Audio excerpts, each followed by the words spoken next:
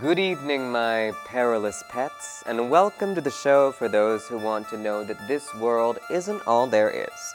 Tonight we'll be probing into the far reaches of our universe with some stories straight from outer space. Make sure your mothership is sealed up tight because the clock just struck midnight.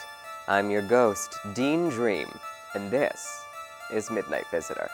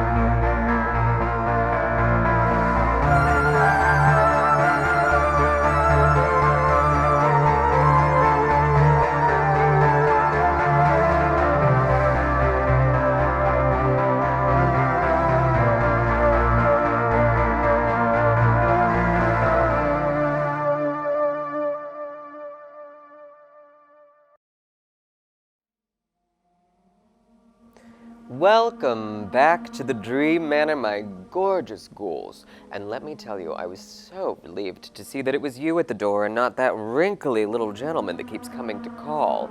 He won't stop knocking on my door, showing me his one glowing finger and asking to use my telephone. And we all know that's for business purposes only.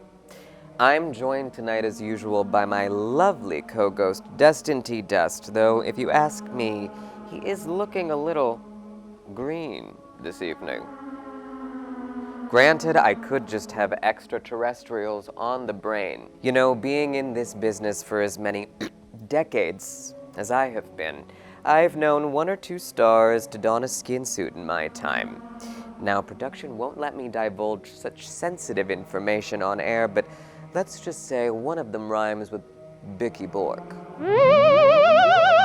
Now tonight we have some chilling stories of extraterrestrial encounters for you. But first, let's check in with our resident paranormal field correspondent and exoplanetary biologist, Kenneth Brenda.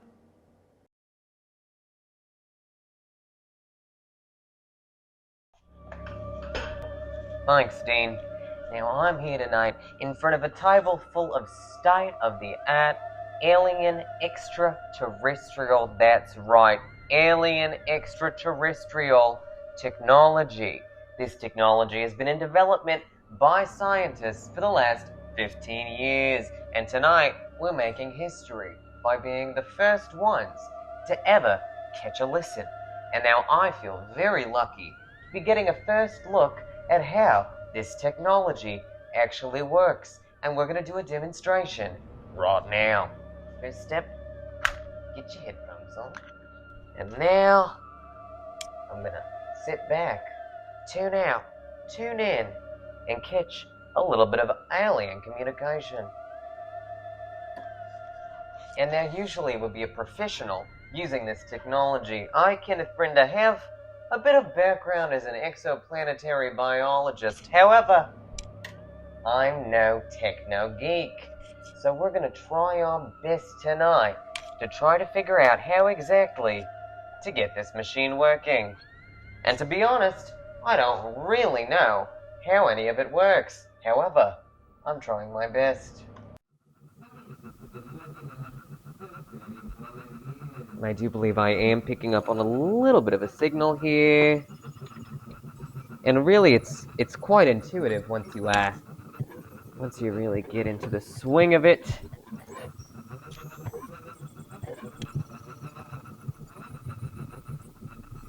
I'm hearing a voice.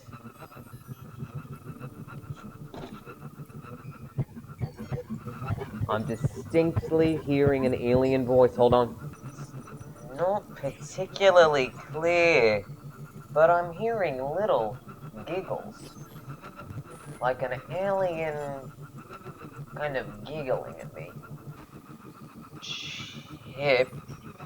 Chips, they're talking about chips.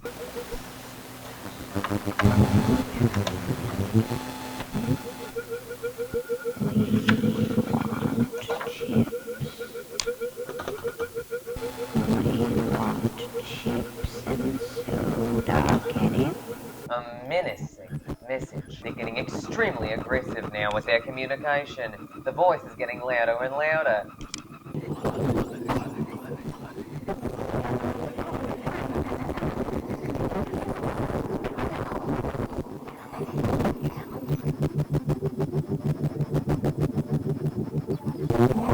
Are you in distress?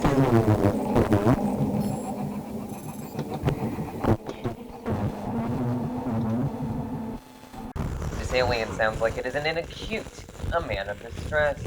Digestive distress? Perhaps. Maybe it's from all of that chips and soda. I think I'm in a bit over my head. The extraplanetary life has given me an alien allergy attack. They're sending me a code.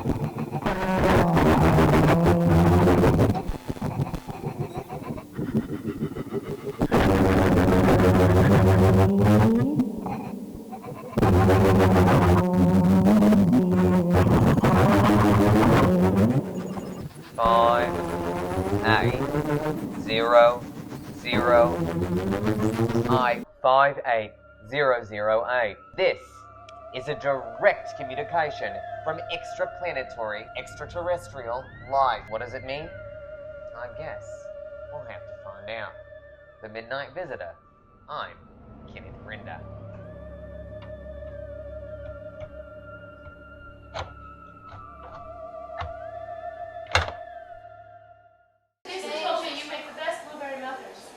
Well, I've probably forgotten her now. Have you looking for it? Yeah. How many That's cards? one thing I never learned to do was play bridge. All the Navy rocks play bridge. And I didn't want to learn how because Michael, you playing? waste too much time playing bridge. You're playing? Okay. That's a set for Michael. All right.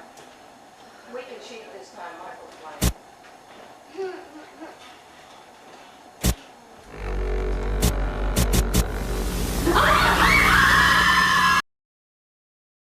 Thank you, Kenneth. Truly one of our most unique minds. Now, I don't want to toot my own horn, but since I'm being candid tonight, I thought I'd let you in on a little bit of Dream gossip. I'm no stranger to encounters with the third kind myself. I once went on a date with the Xenomorph. Yes, the one you're thinking of. Now, she invites me over to her lair for dinner, which is a nightmare to get to, of course. I've never been on so many buses in my life. But I get there, and she's prepared this huge feast entirely of human entrails. And I realize it's very thoughtful of her, but of course it's not particularly my cup. So we're eating, but she has to get up every 2 minutes to check on her millions of glistening eggs. All in all, it was a very awkward evening, and I did not call her back the next day. The chemistry between myself and Dr. Frankenfurter, however, was off the charts, and I still summer on the planet of transsexual Transylvania to this day. Oh, saved by the bell, I suppose.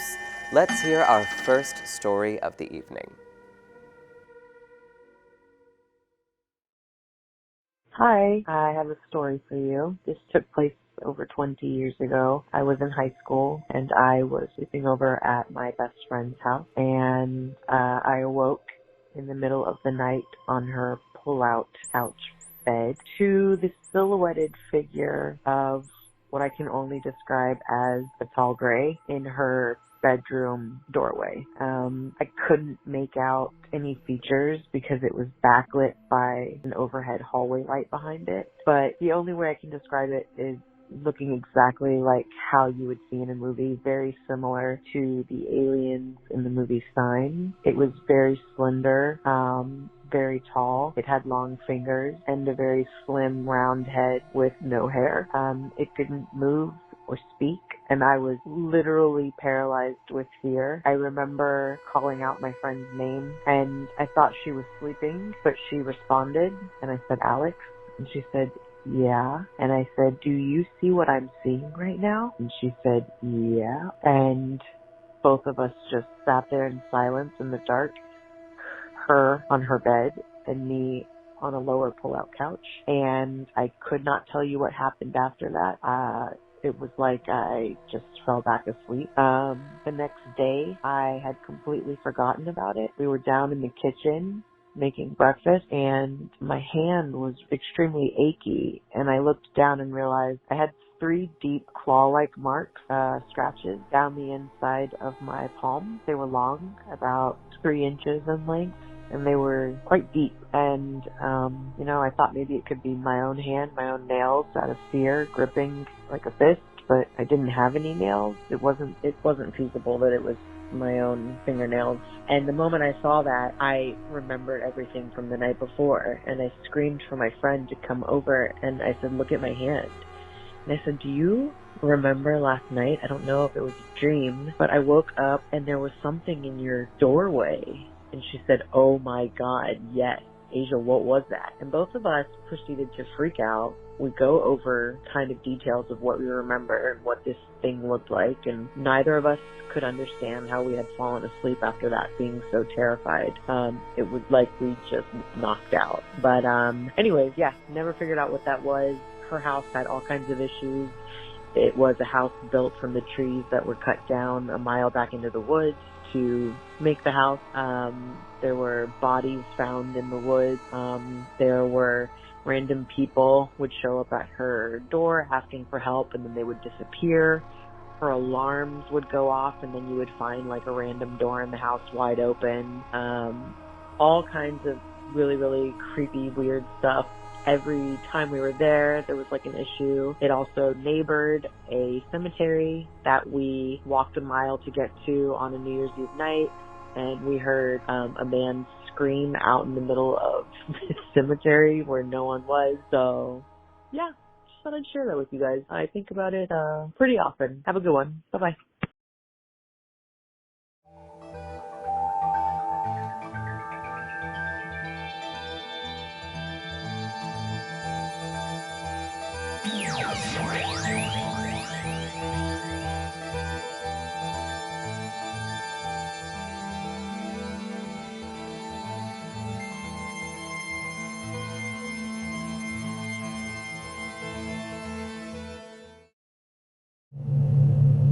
I can't really hear you. They're doing a flyby again. They do this sometimes. Every time they do, it's very annoying. I always lose about an hour of time and my keys and some other personal effects. It's bizarre.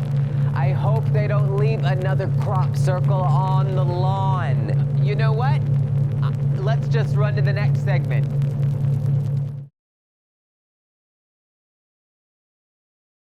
I'm calling in with what I can only explain an extraterrestrial encounter. I'll start by I was driving from New Orleans through Texas, and I was on a cross-country road trip, so there were many very late nights of driving. And this particular night, for anyone who's driven through Texas before, you know just how long it takes. And I really was trying to get through as fast as I could. I was very excited to get to New Mexico, very excited to get to Arizona, and didn't really have much that I was excited about in Texas, no offense.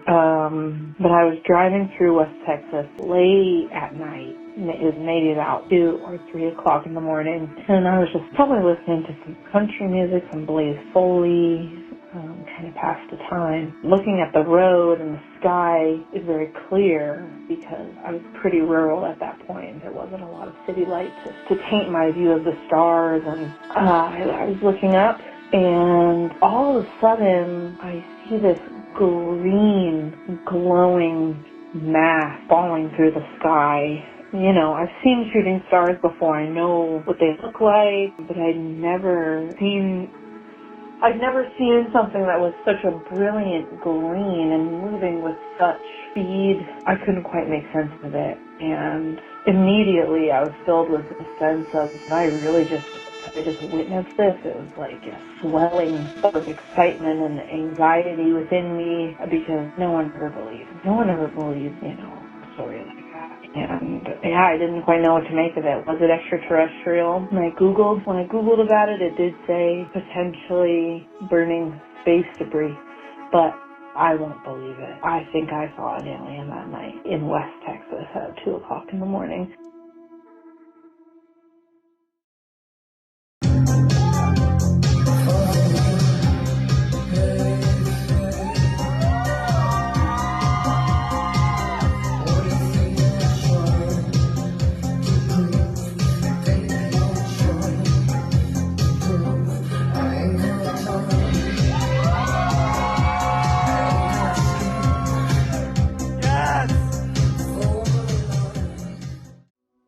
What? Oh, this old thing? No, I have had this for years. And quite frankly, it is the #1 remedy I recommend for migraines. Also, since I've started wearing it more regularly, I've stopped having lewd dreams about the Xenomorph. Plus, I think it's rather flattering for my head shape. It kind of minimizes it. Speaking of small heads, let's check in for a sign of intelligent life from my co-ghost.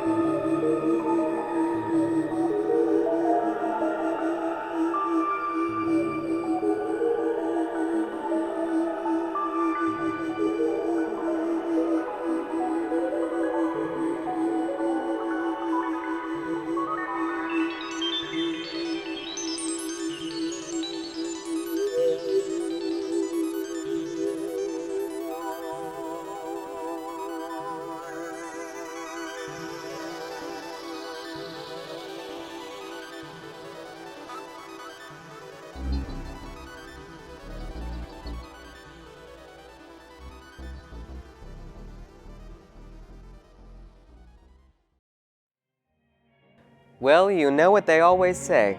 Time flies when you're getting probed. If you have a story of the strange, unusual, peculiar, or bizarre to share with us, you can email us at midnightvisitor1984@gmail.com or call our visitor voicemail line at 475-209-2099. You could be featured on the show. And as you fall asleep tonight, remember the gleep glorp gleeble, zoop zorp zop, gleep gleeble. Bleep bloop, zeep zorp, bleep gloop. Until next time, I'll see you in a dream.